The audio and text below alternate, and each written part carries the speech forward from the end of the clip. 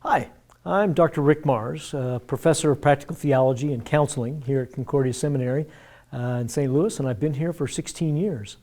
Prior to coming here, I was first a Christian counselor and psychologist for a number of years in my 20s and 30s, then became a pastor, and after I was a parish pastor for 6 years, the seminary asked me to come back and teach pastoral counseling. I've been a missionary in sorts to Christian counselors who do not know Luther's soul care theology.